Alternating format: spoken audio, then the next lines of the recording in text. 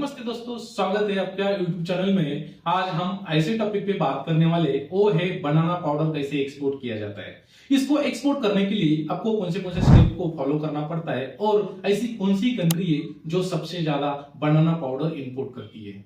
दोस्तों, यूरोप और यूके ऐसी एक कंट्री है कि इंडिया में सबसे ज्यादा यहाँ से एक्सपोर्ट होता है। लेकिन दोस्तों, उसके साथ में बहुत सारी कंट्री आती है कि उनको बनाना पाउडर की सख्त जरूरत है। दोस्तों, इसके अगेंस्ट में कौन सा एचएस कोड लगता है, कौन से डॉक्यूमेंटेशन करना पड़ता है, जो एक्सपोर्ट को लगता है, उसके बारे में ही बात करने वाले। इस पर ड्यूटी फ्री है क्या, उसके बारे में भी देखने वाले हैं। अगर आपने सीधा बनाना एक्सपोर्ट किया तो वो रास्ते में पक्के खराब हो जाता है, लेकिन उसी बनाना का आप अगर आपने पाउडर में कन्वर्ट करके उसका एक्सपोर्ट किया तो उसमें 40% का आपको मार्जिन मिलती है। तो दोस्तों, एक्सपोर्ट करने के लिए बनाना का पाउडर का तो इसको क्या क्या डॉक्यूमेंटेशन लगता है उसके बारे में देखने वाले हैं। तो चलो दोस्तों, वीडियो को शुरुआत करते हैं। अगर आपके मन में सवाल होगा कि बनाना पाउडर एक्सपोर्ट करने के लिए ये लीगली या इंडिया से होता है क्या, तो दोस्तों ये लीगली इंडिया से एक्सपोर्ट होता है, इस पे कोई बैन नहीं है। दोस्तों, ये एक्सपोर्ट करते हो तो गवर्नमेंट आपको इसमें प्रमोट करती है कि आप बनाना पाउडर एक्सपोर्ट करो। बनाना पाउडर एक्सपोर्ट करने के लिए आपको कुछ एचएस कोड का इसमें इस्तेमाल करना पड़ता है।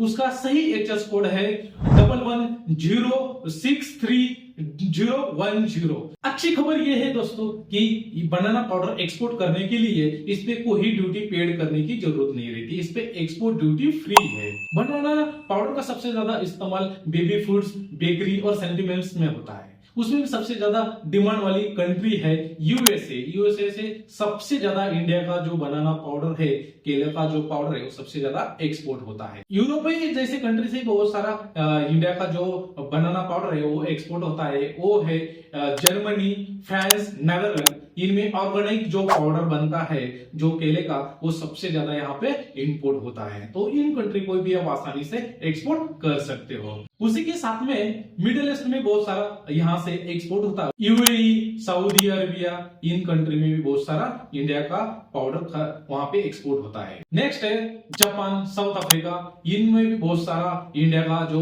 केला का पाउडर है वहां पे भी बहुत सारा एक्सपोर्ट होता है। बनाना पाउडर एक्सपोर्ट करना चाहते हो तो उसमें दो प्रकार का बनाना पाउडर एक्सपोर्ट होता है। पहला आता है ग्रीन बनाना पाउडर। तो ग्रीन बनाना पाउडर जो रहता है वो हरे केले से बनता है। उसमें रेसिस्टेंट स्टार्च ज्यादा रहता है, ग्लूटेन फ्री फ्लोर में पाया जाता है, उसमें सबसे ज्यादा उसकी पहचान होती है। ग्लूटेन फ्री फ्लोर जो रहता है वो सबसे ज्यादा डिमांड वाला रहता है। तो दोस्तों, उसके साथ में नेक्स्ट है येलो बनाना पाउडर। जो येलो बनाना पाउडर रहता है ये पिके हुए केले से बनता है, उसमें मिठास रहता है। येलो बनाना पाउडर रहता है, ये फ्लोरिंग के लिए इस्तेमाल होता है। उसमें क्वालिटी कैसी रहनी चाहिए, जो एक्सपोर्ट लायक रहता है उसमें कुछ उसके जो नमी प्रमाण रहते हैं, मॉइस्चर, वो 3% से तो 6% के बीच में रहना चाहिए। उसके ज्यादा अगर रहा तो वो गुड्स रिजेक्ट किया जाता है। उसी के साथ में उसका जो क्वालिटी रहती है वो क्वालिटी कैसे डिपेंड करती है, उसमें कोई मिलावट नहीं होनी चाहिए। सबसे इंपॉर्टेंट ये रहता है कि उसमें कोई मिलावट नहीं होनी चाहिए, आर्टिफिशियल कलर का इस्तेमाल नहीं होना चाहिए। अगर ऐसा कुछ उसमें टेस्ट करते वक्त समझ में आ गया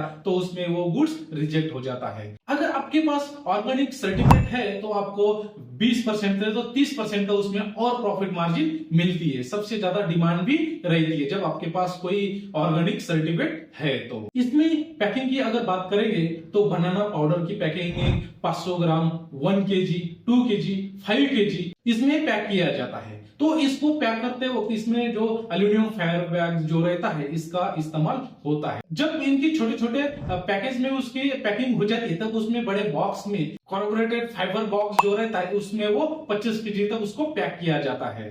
दोस्तों, जब आप पैकेजिंग करते हैं तो बॉक्स में कुछ उसमें मार्क करना पड़ता है, जैसे कि उसमें मैन्युफैक्चरिंग डेट, उसके बाद में उसमें एक्सपायरी डेट भी होना चाहिए, बॉक्स पर बैच नंबर होना चाहिए, उसमें मेक इन इंडिया किस कंट्री से एक्सपोर्ट कर रहे हैं उस कंट्री का भी मेंशन रहना चाहिए। जो बनाना पाउडर है वो कौन सा ग्रेड का है वो ग्रेड भी उसमें मेंशन रहना चाहिए। बी डी जो भी ग्रेड है आपका वो ग्रेड भी उसमें रहना चाहिए। बनाना पाउडर को एक्सपोर्ट करने के लिए आपको मन में सवाल आएगा कि कौन से कंटेनर का इस्तेमाल करना चाहिए। अगर बनाना पाउडर ही ड्राई है तो उसमें ड्राई कंटेनर में ही एक्सपोर्ट करना चाहिए। जो 20 फीट या 40 फीट का जो कंटेनर रहता है उसमें आपको एक्सपोर्ट करना पड़ता है। अगर आपके पास कम क्वांटिटी है और अच्छा मार्केट में उसकी प्राइस मिल रही है तो आप एयर कार्गो का ही इस्तेमाल कर सकते हो। लेकिन एयर कार्गो में अगर इस्तेमाल करने से पहले उनका पहले फ्रेट जितने चार्जेस है वो पहले निकालना चाहिए। वो एक्सपोर्ट करने के लिए कुछ आपको डॉक्यूमेंटेशन तैयार करना पड़ता है। वो आता है सबसे पहला, आपके पास एक प्रोप्राइटरी फर्म या प्राइवेट लिमिटेड या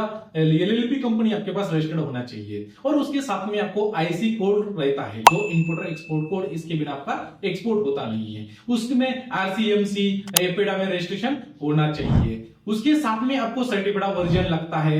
सर्टिफिकेट वर्जन इसलिए लगता है क्योंकि उसमें कौन से कंट्री से एक्सपोर्ट हो रहा है वो मेंशन रहता है।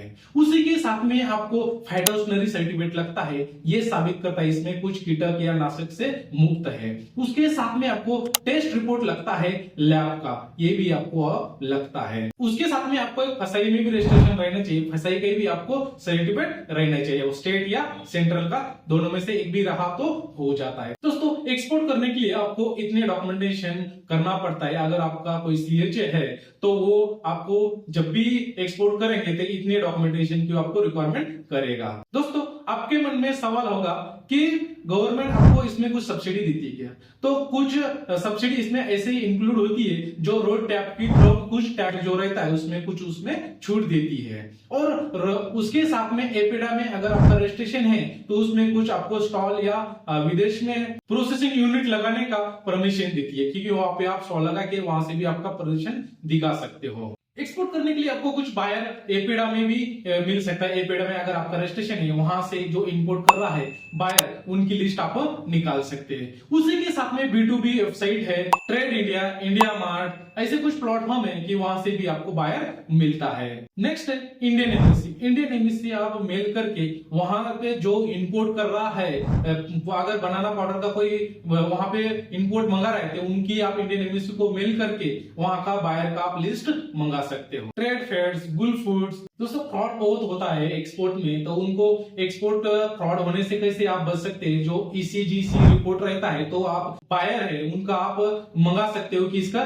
क्रेडिट स्कोर कितना है। APGCG के थ्रू में उसमें क्रेडिट स्कोर मिलता है तो फ्रॉड वायर का आप पहचान सकते हो। पेमेंट लेने का सही तरीका कौन सा है? तो मैं हमेशा बोलता हूँ 100% एडवांस में ही लेना चाहिए, नहीं तो 20% एडवांस 80% कॉपी ऑफ बिल्स के आगे आप एलसी में पेमेंट ले सकते हो। अगर 20% एडवांस 80% एलसी में, ऐसा नहीं है तो आप DA के अगेंस्ट भी पेमेंट ले सकते हो। उसमें जब तक बायर पेमेंट नहीं करेगा तब तक उसको डॉक्यूमेंट्स नहीं मिलेगा। DA में अब डॉक्यूमेंट्स अगेन में पेमेंट रहता है तो आप DA का ही इस्तेमाल कर सकते हो। नए एक्सपोर्टर के मन में यही सवाल रहता है कि डैमरेज और डिटेंशन में कैसे बचा जाए। तो दोस्तों डैमरेज और डिटेंशन ऐसा है कि अगर जब तो आपका कंटेनर पोर्ट पे आ जाता है वहां से डेट कैलकुलेट होना चालू हो जाता है। जब भी आप शिपिंग लाइन से कंटेनर बुक करते हो तो आप उसमें 14 दिन या 7 दिन का फ्री टाइम शिपिंग लाइन देती है। तो जब आपका कंटेनर पोर्ट पे आने के बाद में आप पूरा डॉक्यूमेंटेशन क्लियर करके तुरंत कंटेनर छुड़ाना पड़ता है, तभी आपका उसमें डैमरेज और डिटेंशन नहीं लगता है। अगर आपका कंटेनर वहां पे पड़ा रहा तो उसमें डैमरेज और डिटेंशन लगता है। इसलिए आपको अच्छा सा CHA ढूंढ के उनको पहले ही डॉक्यूमेंटेशन क्लियर करके रखना चाहिए। आपके मन में सवाल होगा केला का पाउडर एक्सपोर्ट कौन कर सकता है? तो दोस्तों अगर आप ट्रेडर है, नए एक्सपोर्टर है, अगर आप कमीशन बेस पे काम करते हो तो आप किसान हो तो भी आप यहाँ से एक्सपोर्ट कर सकते हो, क्योंकि केले के मुकाबले में पाउडर एक्सपोर्ट करना बहुत सही है। क्योंकि केला 2-4 दिन में खराब हो सकता है लेकिन केले का पाउडर जो है वो 8 महीने, 12 महीने, 16 महीने तक उसकी लाइफ चलती रही। केले के मुकाबले में पाउडर की मार्जिन बहुत है, इसमें आप अच्छा सा प्रॉफिट कमा सकते हो। अगर नए इंपोर्टर हो या एक्सपोर्टर हो तो आप ये शुरुआत करना चाहिए क्योंकि केले के पाउडर में बहुत सारा मार्जिन मिलता है। अगर आपको प्रॉफिट मार्जिन की बात करेंगे तो केले के पाउडर में जो प्रॉफिट मार्जिन मिलती है तो वो पूरा खर्चा निकाल के 15 तो 20% की उसमें मार्जिन मिलती है। अगर पैकेजिंग से साथ अगर बात करेंगे तो उसमें 40% तक उसमें मार्जिन जा सकती है। जब आप एक्सपोर्ट करते हो कुछ उसमें सावधानियां भी रहना चाहिए। जो पाउडर का जो नमी परिमाण रहता है वो 6% से 3% के बीच में रहना चाहिए। उसमें गांठ नहीं होना चाहिए। उसमें जो उसका नमीपना है ज्यादा नहीं रहना चाहिए। अगर उसमें ज्यादा रहा तो बायर आपका जो पाउडर है वो रिजेक्ट कर सकता है। अगर आप बनाना पाउडर का एक्सपोर्ट करना चाहते हो तो आपको एक सुनहरा मौका है। अगर आप सही तरीके से एक्सपोर्ट करेंगे, सही डॉक्यूमेंटेशन के साथ में एक्सपोर्ट करेंगे तो आपको बहुत सारा इसमें मुनाफा मिल सकता है। ये लॉन्ग टर्म में चलने वाला बिजनेस है, इसमें आप आसानी से भी कर सकते हो। अगर आपके मन में कोई सवाल है तो आप कमेंट बॉक्स में जरूर पूछिए। दोस्तों चैनल को सब्सक्राइब करना ना भूले और वीडियो को लाइक शेयर जरूर करें। मिलते हैं दोस्तों अगले वीडियो में, तब तक के लिए जय हिंद।